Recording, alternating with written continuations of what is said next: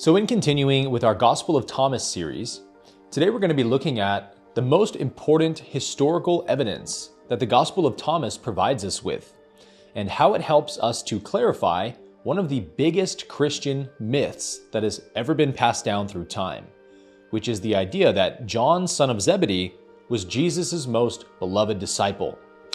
This is an historical fallacy that really deserves to be corrected, because the truth of who this mysterious character was is far more beautiful and inspiring than the false Catholic myth that's been told about him. So let's go ahead and jump right into it. I'm Abke, and this is Mystical Jesus, episode 19.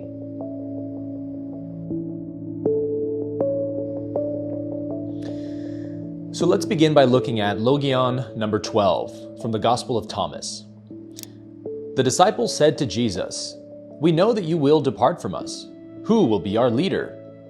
Jesus said to them, "No matter where you have come, you are to go to James the Just, for whose sake heaven and earth came into being."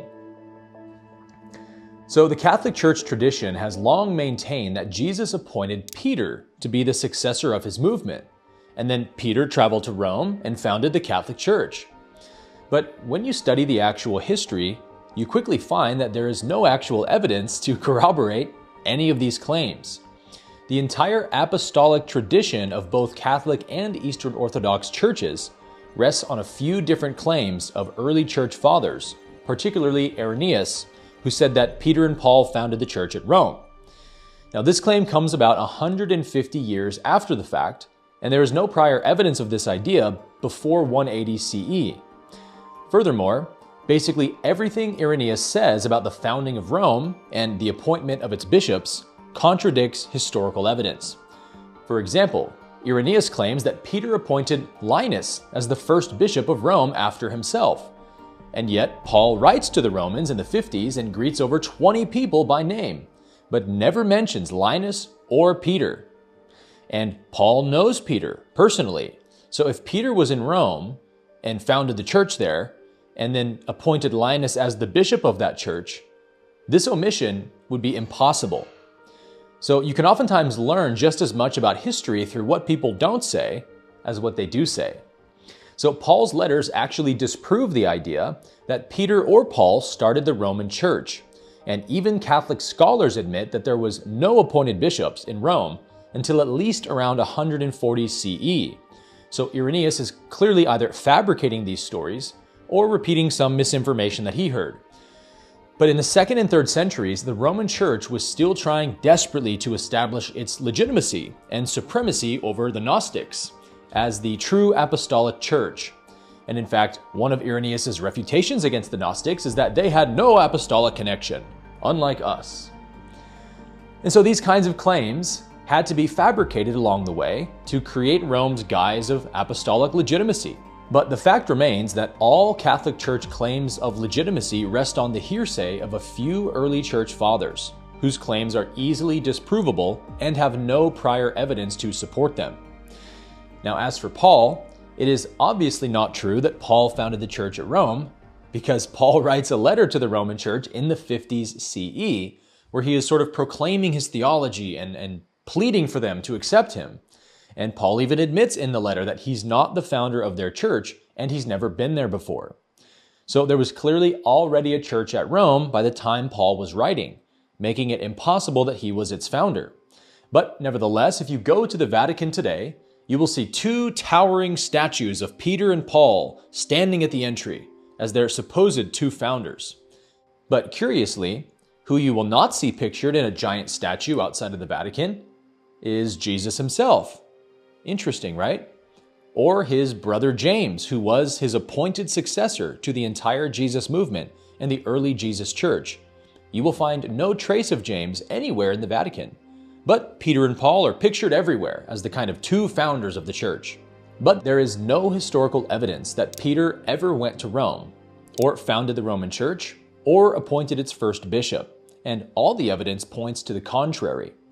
Every Catholic claim of legitimacy rests on a single, late, contradictory statement by Irenaeus written 150 years after the fact, which is contradicted by Paul's own letters, Roman archaeology, and the earliest church structures we have, and not to mention the universal rejection of Paul by the Jewish Christians who bore the same designation of Jesus, the Nazarenes. The Nazarene movement claimed Peter as one of its chief bishops under the Nazarene church led by Jesus' brother James. And some of the first Jewish Christian works ever written are first century texts like the Travels of Peter, the Ascents of James, and the Letter of Peter to James, which all show Peter as highly active in the Jewish Christian leadership, not in the early Roman Catholic Church. Most of the Clementine writings are often called the Nazarene Acts, and they fix Peter as the main character and narrator. Interesting, right? And the overwhelming consensus of scholars is that the Clementine literature is definitely an early Jewish Christian or Nazarene text. So if two different Christian groups are both claiming Peter as one of their own founding pillars, one of them is clearly wrong. Peter could not have been a leader in two different movements in different parts of the world. And when we look at the evidence, it quite literally all falls on the side of Peter being a leader in the Jewish Christian church in Jerusalem under James. It is unquestionable that James was Jesus' appointed successor, not Peter. Peter served as one of Jesus' three appointed bishops, James, Peter, and John. But James was the appointed leader of the three. Now, we're only going to look at a small sample of the evidence today because there's no need to do an exhaustive cover on this. James led the Jerusalem Nazarene church until about 63 CE when he was wrongfully martyred by the jealous and wicked high priest, Ananias. And then James was succeeded by Yeshua's younger brother, Simeon, who's listed in the Gospels, and who then led the Nazarene church until around 114 CE, when he was also martyred by Rome at 120 years old. And then Simeon, after he was martyred, appointed another Hebrew bishop to lead the Nazarene church. And Eusebius of Caesarea, who is called the father of church history, lists the next 13 Hebrew bishops who succeeded Jesus and his brothers. So, there is only one apostolic succession and tradition of Jesus, and that is the Nazarene Apostolic Church, led by Jesus' own blood brother, James the Just. And we get most of our evidence from Paul's writings for this, actually.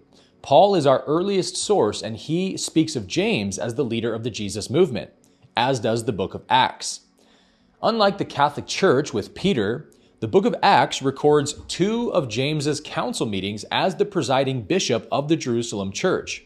And Eusebius writes, James, the brother of the Lord, succeeded to the government of the church in conjunction with the apostles.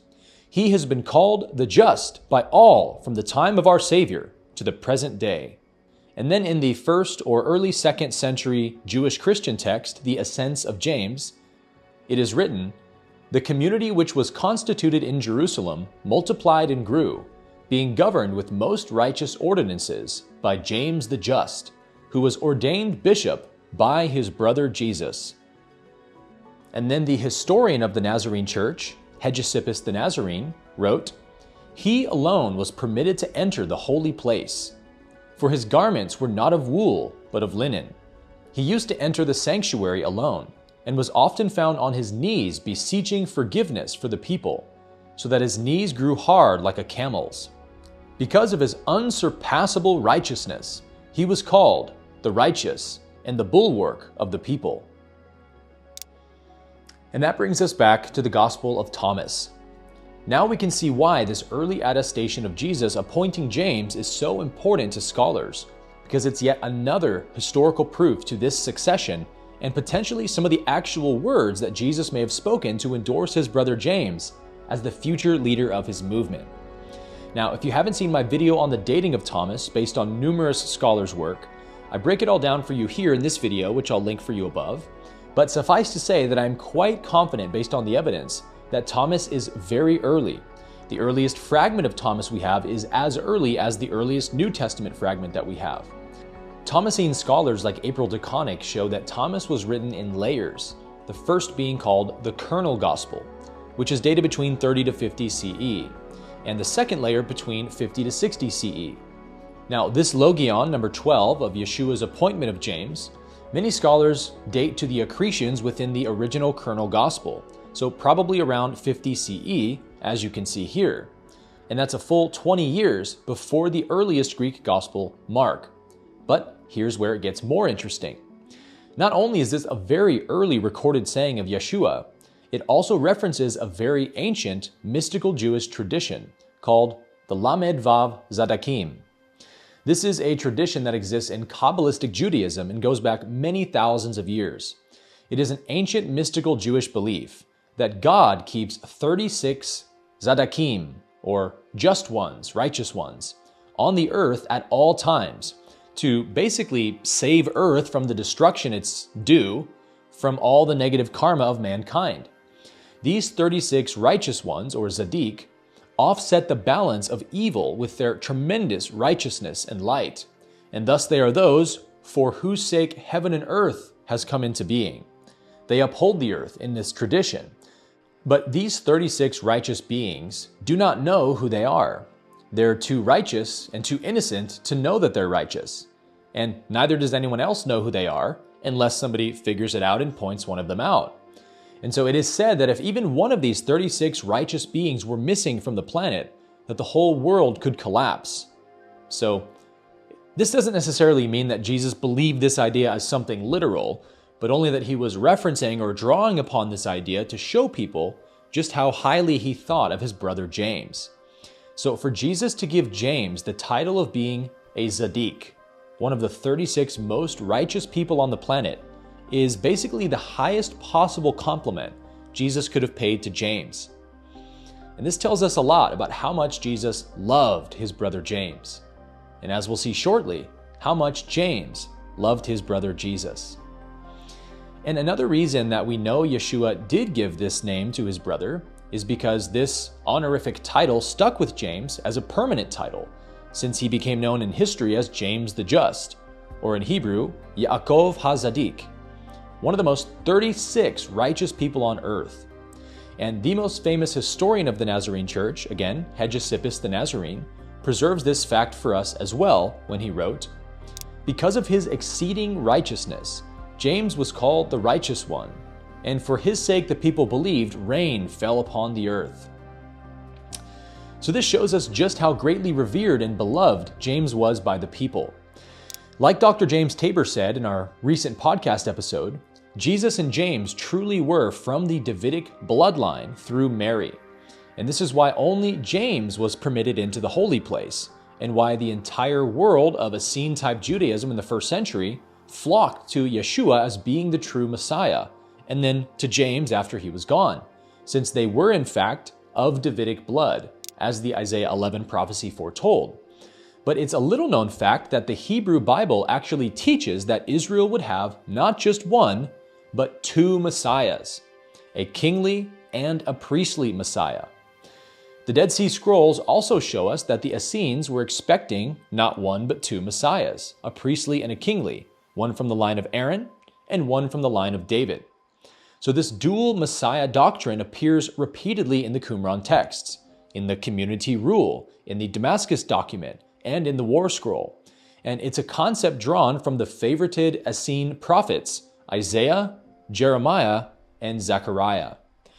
Many scholars note that this ancient Jewish expectation echoes an early Jewish Christian tradition as well, where Jesus was seen as fulfilling the Davidic role of kingly Messiah, which is why he was called the King of the Jews, and his brother James the Just fulfilling the role of the priestly Messiah, which James literally did by acting as the high priest of the Jerusalem church for 3 decades. So long before Christianity proclaimed the belief in one Messiah, the Judaism of Jesus' time was expecting 2 Messiahs. And so with this historical context in mind, it's hard for us to imagine just how beloved James was by the people. He was basically Jesus 2.0 to them, the next best thing that they had. And their first Messiah had already been killed by Rome, but they had still one Messiah left, who just so happened to be the blood brother of their kingly Messiah. I mean, this is incredible stuff, isn't it?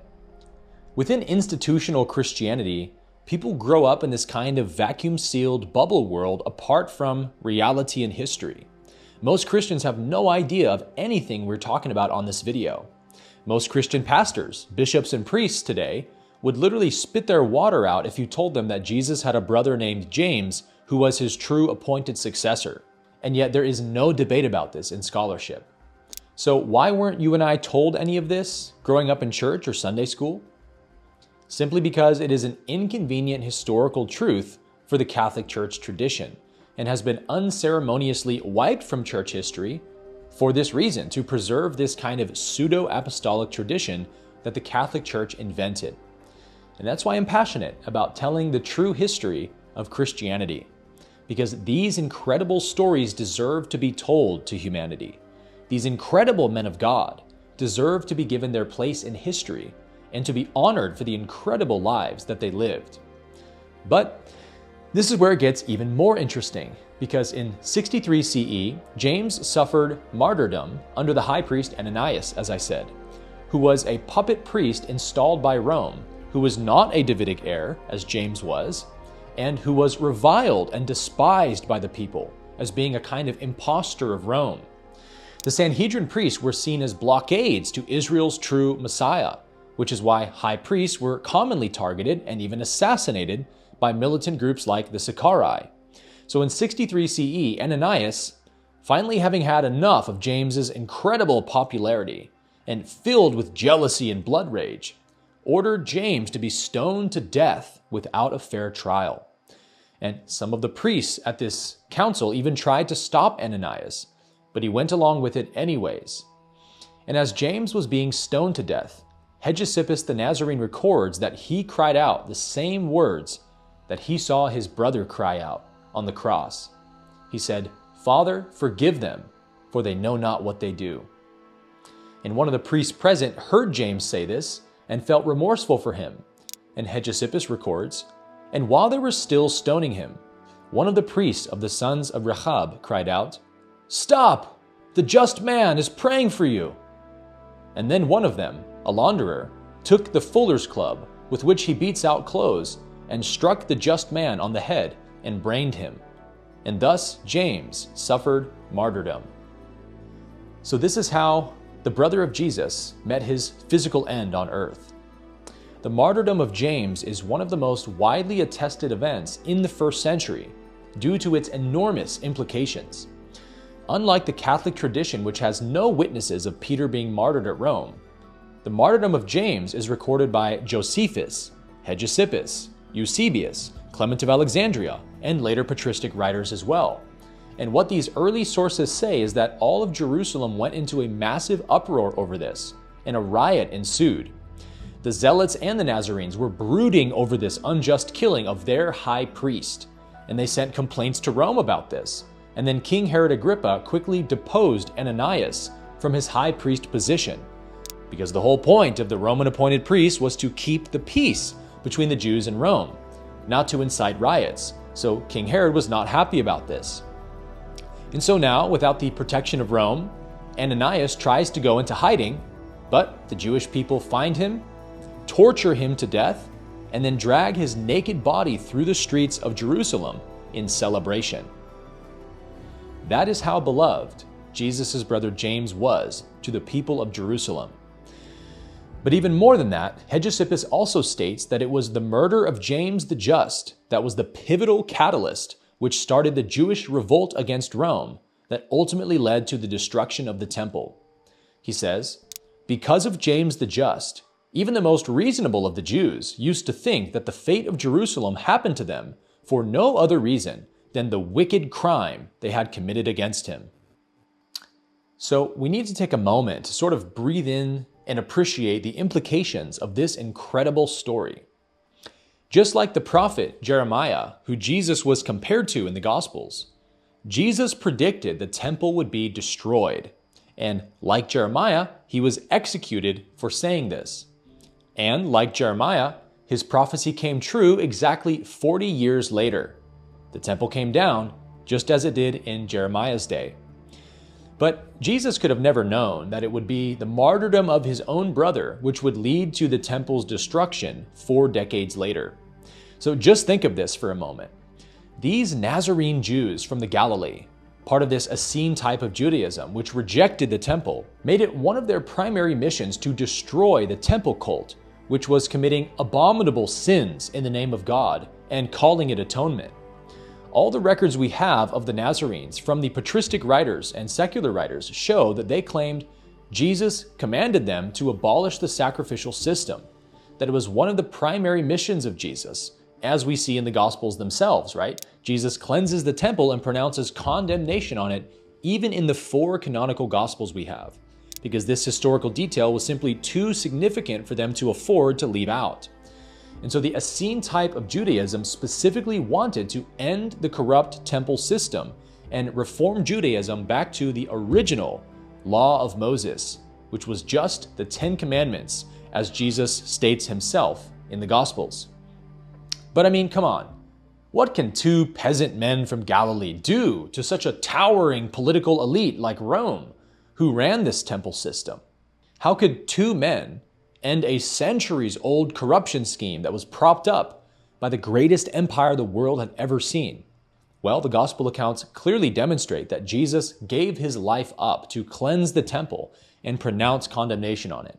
There is no chance Jesus was not certain that doing this would lead to his execution, which is why he continually told his disciples he would be executed. He knew where his ministry was going to end, in the Death Star of the Sith Empire, opposing the temple cult to their face. And then, his brother James became so beloved that it led to the riots that ensued in the late 1st century, which in fact led to the destruction of the temple. So in other words, Jesus and James did the impossible. These brother messiahs started a movement that galvanized the masses to the extreme corruption of their own religious system, which shortly after their deaths resulted in its final destruction by Rome. I mean, this is truly some epic shit, y'all. Game of Thrones has nothing on the true history of the Jesus movement. Can you imagine the insane TV show you could make about this story? This is, in my opinion, the greatest story never told. That Jesus and James, the Nazarene movement that followed them, confronted and opposed the most powerful imperial structure the world had ever yet seen. And although they had to give up their lives for this cause, they actually did it. They did the impossible. They moved a mountain. They vanquished the temple cult, just as Jesus predicted. They put an end to the satanic corruption of their religion, which the temple cult was subjugating the people under in this false Babylonian law system that Moses never gave, which ended over 5 centuries of religious oppression against the Jewish people. Pretty amazing when you think about it, isn't it? And I think that story deserves some recognition and appreciation. And so that brings us back to the famous disciple whom Jesus loved. As Dr. Tabor explained in our recent podcast, the Catholic Church tradition went to unbelievable lengths to erase and cover up and obfuscate the history of James in order to preserve 2 things in particular. 1, their pseudo-apostolic tradition through Peter, and 2, the perpetual virginity of Mary theology that developed later. And we see one of these many attempts to erase James from the Jesus story in the Gospel of John, through this enigmatic character that is only ever named as the disciple whom Jesus loved. This is one of the greatest fallacies that has been passed down in the Christian religion. The idea that John, son of Zebedee, was Jesus' most beloved disciple. So much so that it even earned John the nickname John the Beloved, because the Catholic Church claimed that John was the disciple whom Jesus loved the most in the Gospel of John, the one who reclined on his chest at the Last Supper, whom Jesus told secret things to that he didn't tell his other disciples, and the only disciple who did not abandon Jesus at his crucifixion. This disciple was John, the son of Zebedee, they say. But here's the problem. There are no secular scholars who think that John, son of Zebedee, is the disciple whom Jesus loved, because literally all of the textual evidence in the Gospel of John directly precludes this possibility. And yet this Catholic myth has lived on for 2,000 years nonetheless, because that's how powerful religious programming is. So this may come as a bit of a shock to some listeners who've held this idea since growing up in church, as I did. But I can assure you that John the Beloved is a Catholic mythological character who never existed. There definitely was a disciple whom Jesus loved, but it definitely wasn't John, son of Zebedee. And what we'll see is that the character of John the Beloved was invented as a means to, again, cover up the history of James as being Jesus' most beloved disciple and appointed successor to his movement, as the Gospel of Thomas shows us. James is the key, the linchpin to unlocking the true history of Christianity. So, to those who would want to argue that the beloved disciple is John, son of Zebedee, I would ask you, what's your evidence for coming to this conclusion? What can you point to in the Gospel of John itself that leads you to believe this idea? Let's take a look at the textual evidence. First of all, the name John the Beloved doesn't appear anywhere in the Bible, but it's a name invented by a later Catholic Church father. You guessed it, Irenaeus, the father of Catholic misinformation. And he was the first one to claim that John of Zebedee might have been the mysterious beloved disciple from John's Gospel. But scholars have known for a long time that Irenaeus definitely got this wrong. But old myths tend to die hard, and especially religious myths. But let's examine some of Jesus' interactions with John, son of Zebedee, in the Gospels to see if it fits the description of being Jesus' most beloved disciple. In Luke chapter 9, the Apostle John asks Jesus if they can burn down an entire village that rejected their teachings. And Jesus angrily rebukes John and says, "You do not know what manner of spirit you are of." Clearly implying, you are coming from a demonic spirit and asking this, John, not a godly spirit. Now, does that sound like the beloved disciple to you? How about Mark 10, where the Apostle John asks Jesus if he can sit at his right hand when he comes into his kingdom? Basically, can I be your number one guy? And Jesus rebukes John again for even asking and says, "You're not willing to suffer what is required to take that seat, John." I mean, this is literally Jesus telling John he wasn't fit to be his successor. Does that sound like the beloved disciple to you? But here's some even more interesting evidence. John, the Gospel, lists both the sons of Zebedee as Jesus' disciples numerous times. He names Mary Magdalene and Thomas and Peter and all the characters that we know. But most scholars agree that the author of John is not intending the mysterious beloved disciple character to be anyone that is named in the Gospel. It is meant to be a mysterious character apart from the characters that the author names. So in John 18, Peter and the beloved disciple follow Jesus into the home of the high priest. But Peter is not permitted entry because he was a meager fisherman, exactly like John, son of Zebedee. But the beloved disciple is permitted in with Jesus because it says that he was known to the high priest. So why would the high priest discriminate against one fisherman but allow another? That makes no sense. And why would the high priest know a peasant fisherman from Galilee? Only someone of royal or priestly blood would even be allowed into the high priest's courtyard. And who among Jesus' disciples had Davidic blood other than himself? Only his brothers, James, Simeon, and Jude. So both Jesus and this beloved disciple apparently had a priestly bloodline. I wonder who it could be. Now, as most of you know, we were actually recommended someone to be a potential guest speaker for our upcoming summit. And after our intake call with this person, we came to find out that this person actually claims to have past life memories as John the Beloved. And so when we learned this, we obviously knew right away that this probably wasn't going to be a good fit for our summit because we don't believe that there ever was a John the Beloved that someone can have a past life of.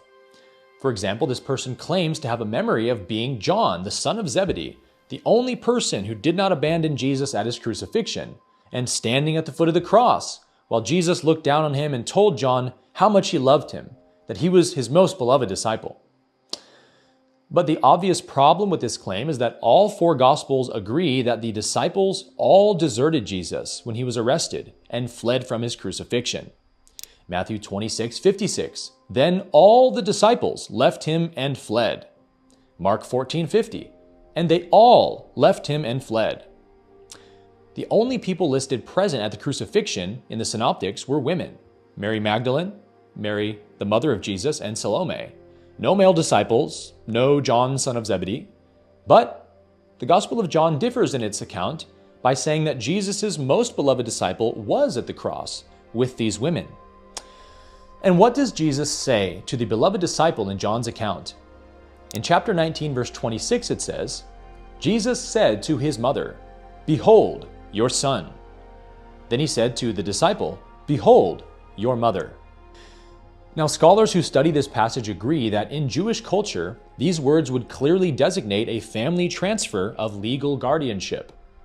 In Hebrew custom, if the oldest son dies while the parents are still living, then the care of the mother and father transfers to the next oldest brother, who would have been James. So giving your brother over to a non-family disciple when you have 4 living brothers would be unthinkable in a Jewish culture and would violate Jewish law. But giving her to James the Just, the next family heir, makes perfect sense. So, as Dr. James Tabor said himself, if Jesus puts the care of his mother into the hands of the beloved disciple, slam dunk, that's James. James is also the only notable figure not mentioned by name in the Gospel of John, making him the obvious candidate for being the disciple whom Jesus loved. The author of John never mentions any of Jesus' brothers by name, but only says that he had brothers. But the next closest candidates for this character role by far would be Jesus' brothers, with James being by far the most likely choice among the 4, being the closest to him in age and the next family heir. The kind of intimacy that Jesus shows with this mysterious figure is obviously a close familial love, where his brother James is laying back against his big brother's chest at dinner, something they probably did growing up together as children. And who is Jesus more likely to share his secrets with? Someone he just met a year ago in John, son of Zebedee? Or his lifelong little brother, James? The evidence is overwhelmingly in favor of James, and there are some scholars who think that Lazarus could be the mysterious beloved disciple, but I think the evidence for that is scant in comparison to James, especially since John mentions Lazarus by name numerous times. But most importantly, wouldn't Jesus choose his most beloved disciple to be his successor? And if John, son of Zebedee, was the disciple whom Jesus loved the most, why wouldn't Jesus have appointed John as his successor? These are difficult questions to answer if you're arguing the case for John, because again, according to all our earliest sources, including Paul himself, Jesus appointed his beloved brother James as his successor. So as Dr. Tabor himself said in our recent interview, the beloved disciple is not John.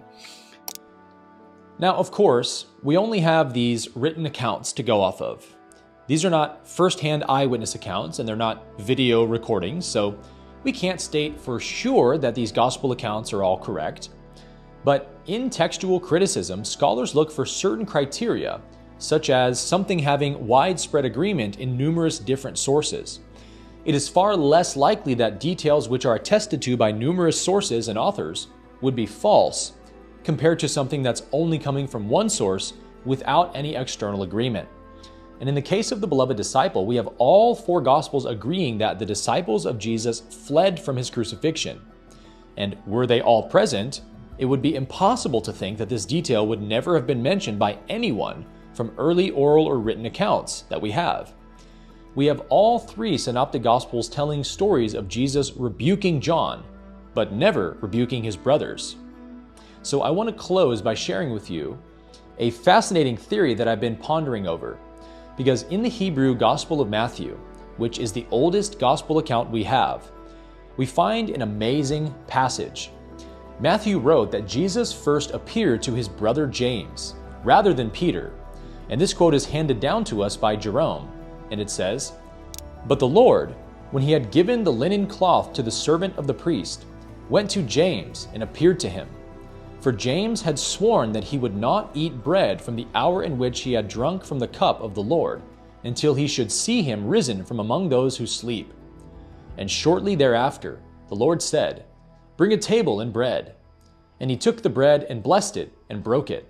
And he gave it to James the Just and said to him, 'My brother, eat thy bread, for the Son of Man has arisen from among those who sleep.'" So in this incredible quote from the Hebrew Gospel of Matthew, it says that James actually took a vow not to eat until his brother Yeshua was raised from the dead. And when Jesus is resurrected, he appears to James first, and then he breaks bread and hands it to James and tells him, "You can eat now, brother, for I have risen." Now, to me, it almost sounds like he's congratulating James for his successful fast, doesn't it? Almost as if to say, "You did it, brother." Jesus was clearly aware of the fact that his brother had been fasting for days on his behalf, and he specifically tells him to break his fast because he has arisen. So I just can't help but wonder, did James actually play a role in helping his brother, Yeshua, raise from the dead? Now, this is obviously just speculation because I don't claim to know what happened at Jesus' resurrection, but there are a number of interesting theories to me, and this one has really captured my imagination recently. And here's why. Most Kabbalah scholars agree that practices like fasting, theurgy, ecstatic assent, and angelic invocation go back to a very ancient root, long before the Middle Ages. The Essenes widely practiced all of these key Kabbalistic teachings. And as we show regularly on the Jesus Way podcast, there is no question based on the evidence that Yeshua and the Nazarene movement emerged from the Essene type of Judaism. So it's highly likely that the Nazarenes taught these kinds of practices in Jesus' day. And it's interesting that James apparently went into a fast as soon as his brother was sent to the cross. But the question we have to ask is why? Now, in mystical Judaism, theurgy is a concept which teaches that God or divine energies can be invoked through certain methods. But the chief of all is fasting, because fasting gathers spiritual energy within oneself that can be used for prayer and healing and casting out demons and even raising the dead. We see Jesus fasting in the Gospels and telling others that certain demons only come out through prayer and fasting. Another clear parallel with mystical Judaism. We see Jesus in ecstatic assent numerous times, such as his transfiguration on the Mount of Olives. Jesus often withdrew to the wilderness to pray, as mystics like to do, not just so that they can be undisturbed, but because sometimes their communion with God becomes so ecstatic and powerful that it would appear like madness to anyone passing by. Jesus spoke of your whole body being flooded with light if you make your eyes single, a clear conceptual parallel, again, with Kabbalistic Judaism. And I could give many more pieces of evidence of Jesus' mysticism than this, but suffice to say that the idea that Jesus was clearly a God-intoxicated Jewish mystic is not some fringe theory in scholarship, but the mystical aspect of Jesus is something that most New Testament scholars agree on. And one of my favorite New Testament scholars, Marcus Borg, had an entire chapter on this in his book, Meeting Jesus Again for the First Time, where he says, Jesus was a Jewish mystic, a spirit person, one of those figures in human history who have vivid and frequent experiences of the divine. So if Jesus was a Jewish mystic, it stands to reason that his brother James, who grew up with him, probably also was, right? And we know that it's a very ancient mystical practice to fast when you are attempting to heal someone. So is it possible that the reason James went straight into fasting when his brother was captured to be crucified was to pray and intercede to heaven on his behalf? Is it possible that he prayed in his fasted state that his brother would be raised from the dead? After all, our historical quotes of James say that he spent so much time on his knees in prayer that his knees looked like those of camels. We'll probably never know for sure, but I think the evidence from the Hebrew Gospel strongly converges toward this conclusion. When I read these early written accounts, I can't help but have an intuitive feeling that James played a crucial role in Jesus' resurrection. I mean, James was literally willing to starve himself to death in order to raise his brother from the dead. That's some incredible willpower, don't you think? I mean, can we really be expected to believe that James was fasting for any other reason? Or that James would not have prayed or invoked angels with the love in his heart for his brother to raise Jesus from the dead? And wouldn't this be the reason why Jesus would appear to James first, as the Hebrew Gospel says? Now, I'm not claiming that James was the sole cause of Jesus' resurrection, but only that he likely played a big part in it due to his powerful prayer and fasting. There's clearly no one who loved Jesus more than his own brother James. And this is why this story has found such a deep place in my heart, because I believe that Jesus and James had the most beautiful brotherly love that the world has probably ever seen, and that humanity deserves to know about it. Such a beautiful and divine thing as this should not be buried under religious mythology, like characters called John the Beloved who take the place of James. Because the truth is, it was James the Beloved, and he deserves his recognition. But what else could the early Catholic Church do beneath the towering shadow of James, the brother of Jesus, the successor of his entire movement? They had to hide him. They had to direct people's attention away from him. And the fact that James is the only character not mentioned by name in the Gospel of John has led some scholars to theorize that this may have been yet another Gentile Christian cover-up attempt to disguise the colossal importance of James in the early Jesus movement.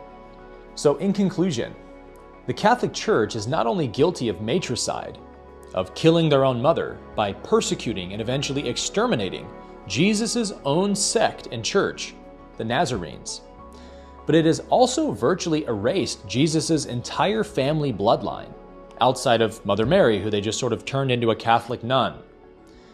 There was far more enlightenment in Mary and Joseph's DNA than just went to Jesus. Jesus had a very enlightened younger brother and 3 other incredible brothers who also led the movement alongside James.